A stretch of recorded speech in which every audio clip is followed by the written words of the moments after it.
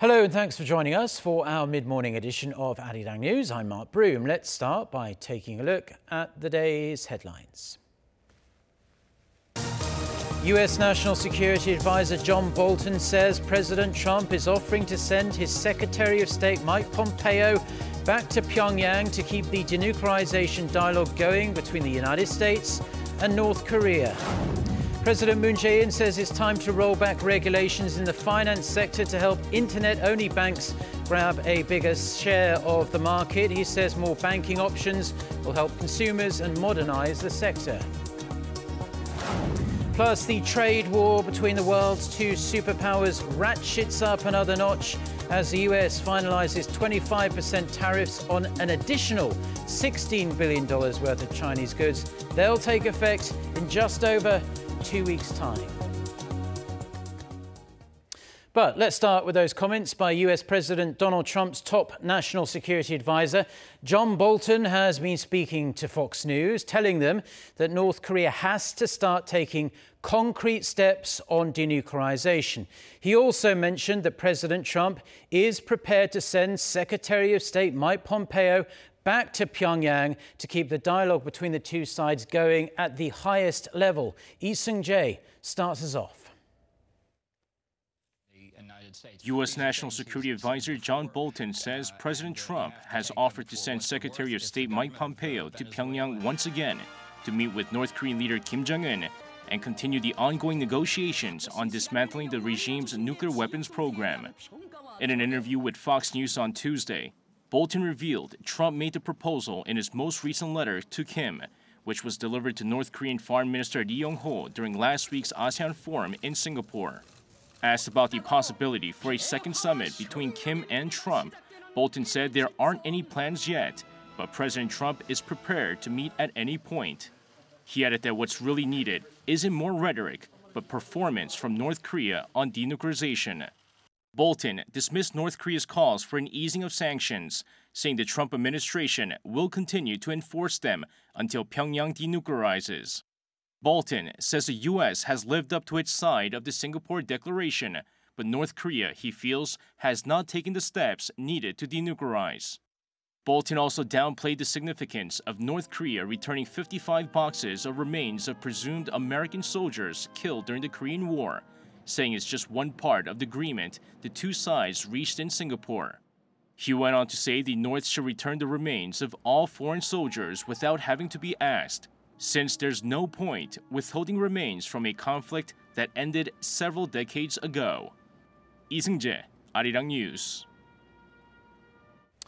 Now, as a quick follow-up to that report, the US State Department has said within the past few hours or so that it has nothing to announce, as of now at least, concerning Mike Pompeo's next trip to North Korea, but we'll be sure to keep you updated on that. Now, we are going to continue with the North Korea-related news because additional dismantlement has been observed at the Sohae satellite launching station, a site believed to have been North Korea's main ICBM test site. Citing satellite imagery from last Friday, US-based North Korea monitoring website 38 North says North Korea is ripping down the steel-based structure of the vertical engine test stand used for developing missile engines.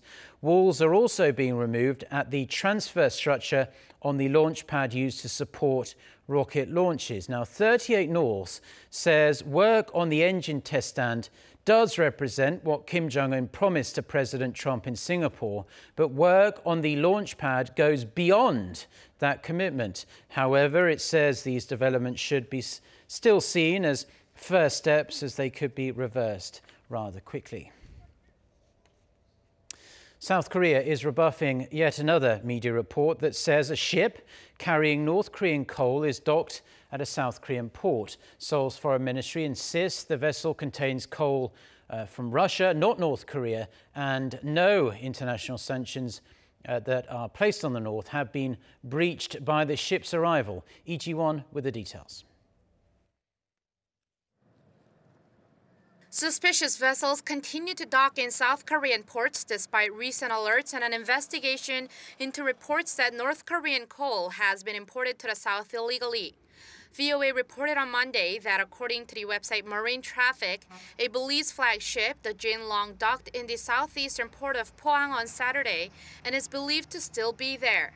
Satellite images show the ship had docked last week at the Russian port of Nakhodka near Vladivostok, and next to it was a black material believed to be North Korean coal.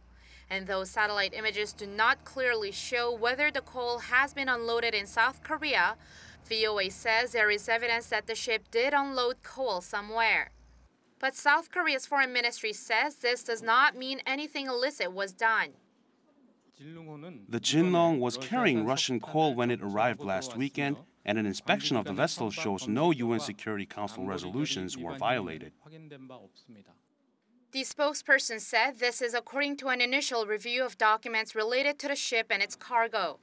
This was also the case for another Belize flag ship, the Shining Ridge, just a few days ago. That vessel came into South Korea's western port city of Pyeongtaek last week, but with the ministry saying it carried no illegal goods, it left for China on Saturday. However, there's still some skepticism about the ministry's statement. A Radio Free Asia report Monday cited a North Korean person working in trade as saying there's a Russian company that fudges documents to disguise the North Korean coal as its own. But when the ministry was asked if it's certain that this is not the case for the coal brought in by the Jinlong, the spokesperson said he would not make any prejudgments. Meanwhile, the South Korean government is reportedly almost done with its investigation into 9 cases related to North Korean coal allegedly brought in illegally. Some of that coal is in fact known to have been unloaded. If true, these acts would likely be severe violations of UN Resolution 2397. 이지원, Arirang News. Officials from the two Koreas are visiting North Korea's Mount Kumgang today on a research mission for future forestation projects. A group of around 10 officials from Seoul's Unification Ministry and the Forest Service, they are crossing the eastern land border and they'll spend 1 day in the north. The visit will focus on checking pests in the area and identifying if there are any diseases affecting the plants and trees. They hope to determine which types of insecticides or pesticides they will have to use to clean the area up. The trip comes after North Korea requested they specifically visit Mount Kumgang. The two Koreas agreed to cooperate for forestation in North Korea at their forestry talks a month ago. The top diplomats of North Korea and Iran met on Tuesday to discuss issues of common interest and ways to enhance their bilateral relations, which are already pretty good. The visit by North Korean Foreign Minister Ri Yong-ho to Tehran coincides with the Trump administration's re-implementation of sanctions on Iran. The first round of sanctions target the purchase or acquisition of US dollars by the Iranian government. Ri is scheduled to meet with Iranian President Hassan Rouhani on this Wednesday. Now back here in South Korea, President Moon Jae-in is calling for steps to strip away red tape in the financial sector as a way of allowing innovative new businesses such as internet-only banks to grab a much bigger slice of the market. He said increased but fair competition will eventually benefit consumers and modernize Korea's financial sector. Our Shin Se-min reports. For the second time, President Moon Jae-in took a first-hand look into ways to deregulate, this time in the country's financial industry. In keeping with his promise to cut red tape, the president called for steps to deregulate in the financial sector and eliminate barriers for new businesses such as internet-only banks. 제도는 새로운 산업의 가치를 키울 수도 있고 사장시켜 버릴 수도 있습니다. 저는 혁신 성장을 위한 규제 혁신은 속도와 타이밍이 생명이라고 늘 강조해 왔습니다. Speaking to government officials, including the head of the country's financial watchdog, the president said the country could become a leader of the so-called Fourth Industrial Revolution if innovation takes place in time. He also called for an expansion of investment in financial technology, or fintech. The country's 2 internet-only banks only got $1.5 billion of direct investment in their first year as of July. 인터넷 전문 은행에 한정하여 혁신 IT 기업이 자본과 기술 투자를 확대할 수 있어야 합니다. 물론 대주주의 사금고화 등의 부작용이 발생하지 않도록 대주주의 자격을 제한하고 대주주와의 거래를 금지하는 등의 보완 장치가 함께 강구되어야 할 것입니다.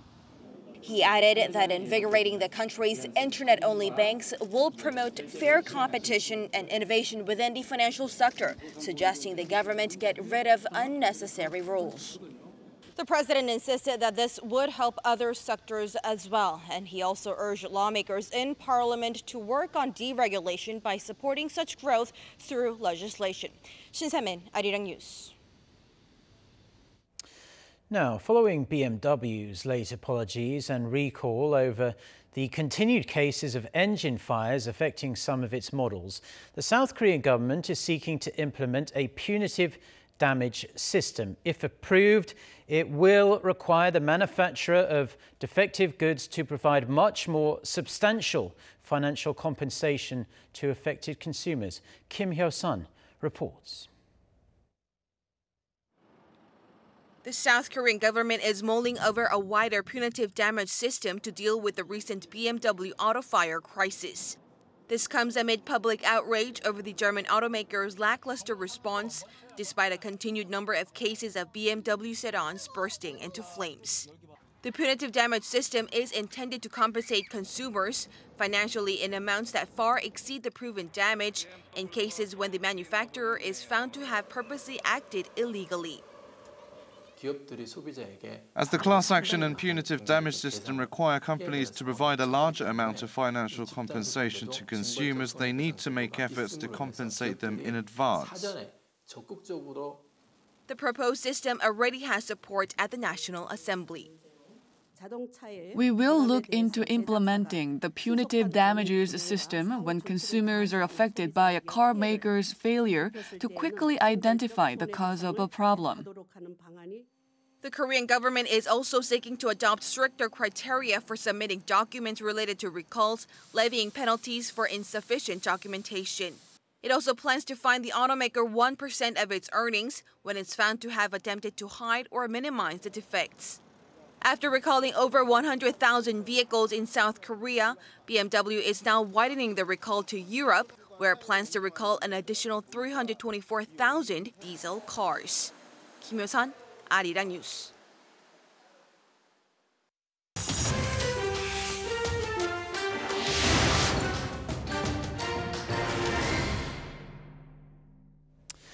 US President Donald Trump has warned that countries trading with Iran will not be doing business with the United States. His Tuesday morning tweet came as Washington's new sanctions on Tehran took effect overnight. For more on this and other news from around the world, let's turn to our Noah Adam. So Adam, President Trump appears to be calling on US allies around the world to join in on this isolation of Iran.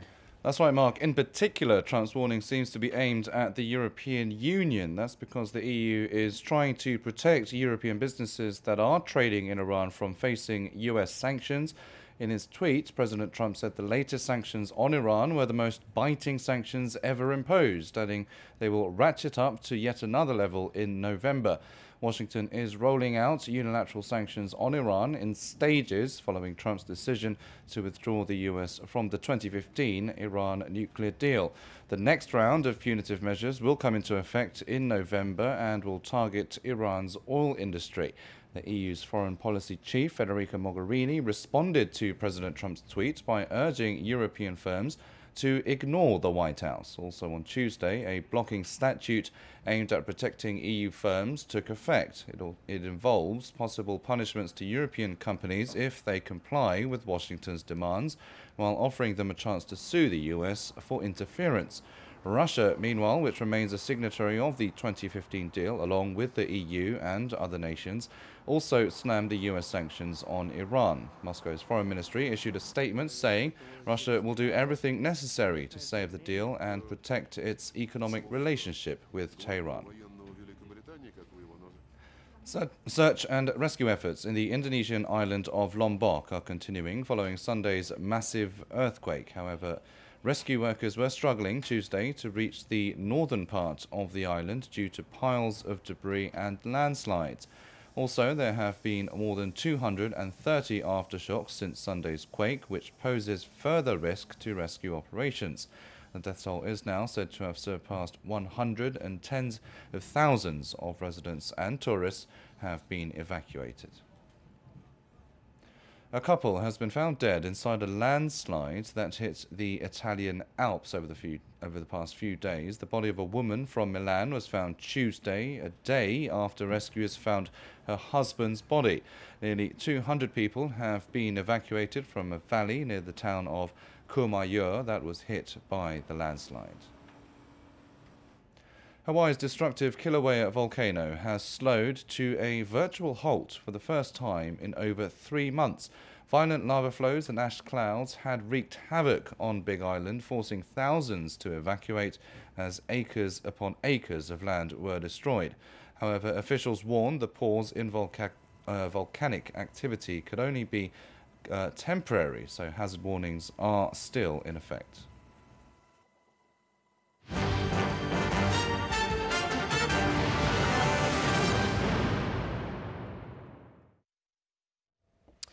Now, it's the latest salvo in their tit-for-tat trade battle. The United States has announced it will impose 25% tariffs on another $16 billion worth of Chinese imports. These are set to take effect in just over 2 weeks' time. Our gov't reports. The United States has stepped up its trade war with China by announcing a new round of tariffs. According to the U.S. Trade Representative's office on Tuesday, $16 billion worth of Chinese imports will be subject to 25% tariffs starting August 23rd. The office said the move is part of the U.S. response to China's unfair trade practices related to the forced transfer of American technology and intellectual property. The fresh tariffs will apply to 279 items. The new list covers products such as semiconductors, electronics, plastics, and railway equipment. Some U.S. industries have expressed disappointment at Tuesday's decision. The Semiconductor Industry Association said in a statement that tariffs imposed on semiconductors imported from China will hurt American chip makers rather than Chinese firms. The escalating trade conflict between the world's 2 largest economies has seen the two sides impose tariffs on $34 billion worth of each other's goods.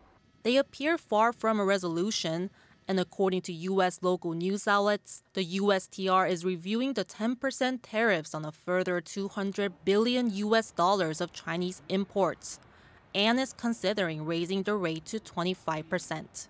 gov't, Arirang News. Now, staying with trade-related news, South Korea's National Assembly is threatening to block its revised free trade agreement with the U.S. unless South Korean cars win an exemption from proposed American tariffs. The move could put at risk the only free trade deal the Trump administration has successfully renegotiated. According to a report by the Wall Street Journal on Tuesday, South Korean lawmakers are threatening not to ratify the revised FTA struck back in March, which the two sides have agreed to in principle. The Wall Street Journal says the deal could be in jeopardy unless an auto exemption is guaranteed. Now, after the Pyeongchang Winter Olympics and the World Cup in Russia, we are inching ever closer to another celebration of sports. The 2018 Asian Games will burst into action in Jakarta and will do so on August 18th, just over a week away now. South Korea is sending hundreds of athletes to Indonesia for the Games, competing in around 40 different events. With the squad set to leave soon, they got together for a big gathering in Seoul on Tuesday. Our Won Jong-hwan was there to check it out, and he files this report. Nearly 600 South Korean athletes and staff members to take part in the Asian Games this year gathered in Seoul on Tuesday for their team launch ceremony. Government officials, including Prime Minister Lee Na-kyun and previous Asian Games medalists, also attend the ceremony to encourage and support the national athletes. The Asian Games is a once-in-a-lifetime opportunity for athletes. As such, it is important to post good results at the Games, but I think the global audience will be more impressed with our athletes' hard work, dedication, and relentless spirit. 960 athletes will represent South Korea in 39 events at the Asian Games in Indonesia from August 18th until September 2nd. The South Korean team is aiming at taking home at least 65 gold medals this year. It is very hot these days, so we would like to provide the audience with some exciting performances so that they can get over the sweltering heat. Though we are pressed for time, we've been training in a positive atmosphere since the 3 North Korean athletes joined the team. This is the first time we have formed a joint Korean basketball team, so we will make sure to do our best to win a gold medal. The Asian Games this year will be particularly special as the 2 Koreas are set to field joint teams in 3 events: women's basketball, dragon boat racing or the equivalent to canoeing, and rowing. The joint teams will march together behind the Korean unification flag at the opening ceremony in Jakarta. More than 450 gold medals are up for grabs in 40 different sports at the 2018 Asian Games, and the Team Korea is looking to finish second places for the 6th times in a row. 원정환, Arirang News. Now, if you're watching us in Korea, you'll know all too well that it's been sizzling hot for days, even weeks on end now. Fortunately, there are numerous ways to beat the heat, sitting in a coffee shop or enjoying a movie or two in a nicely air-conditioned cinema. However, there are other more novel ways to stay cool or quite literally send a chill down your spine. Choi Si-young with more.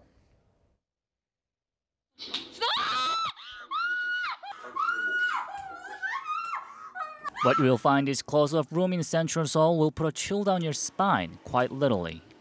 Visitors put their problem-solving skills to the test to escape from the 귀신, Korean for ghosts, which crawl out of the floor or jump out at you from behind. In a twist on the room escape genre, they appear if you take too long trying to understand the clues that help you get out. It was so chilling. Every time the ghosts scared me so bad. I actually felt a chill in my spine and it cooled me down. There's scientific truth to the idea that fear is, in fact, chilling.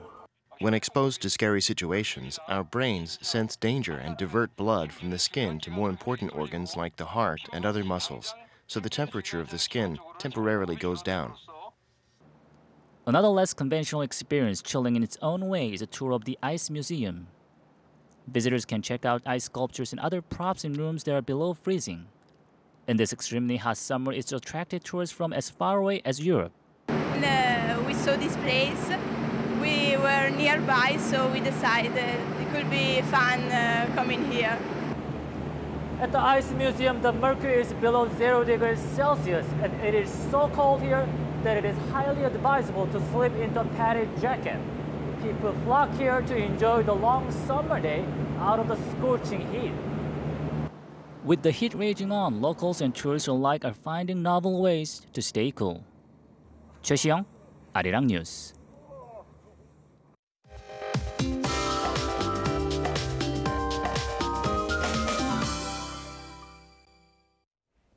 Good morning. It's forecast to be another very hot day in most parts of the country.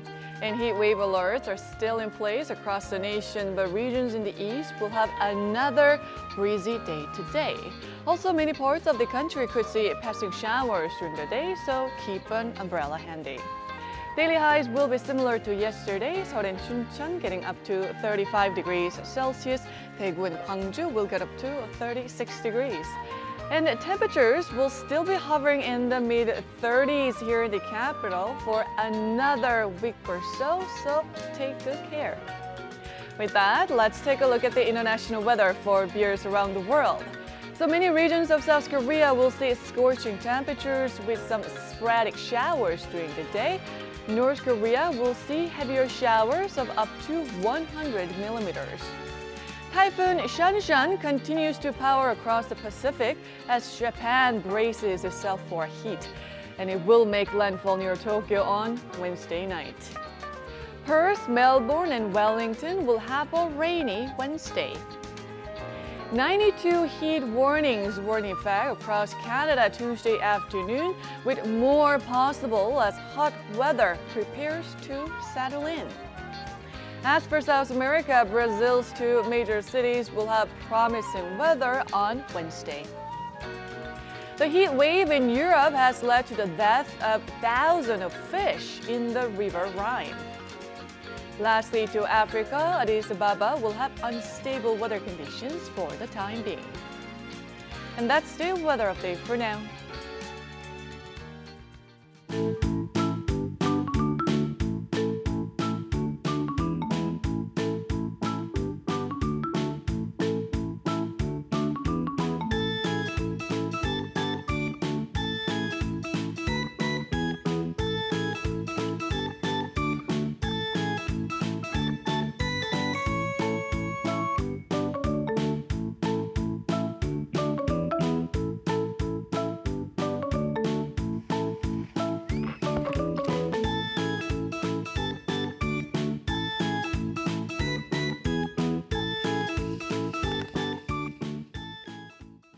Well, on that note, that's where we're going to leave it for now. Do stay tuned to Arirang TV.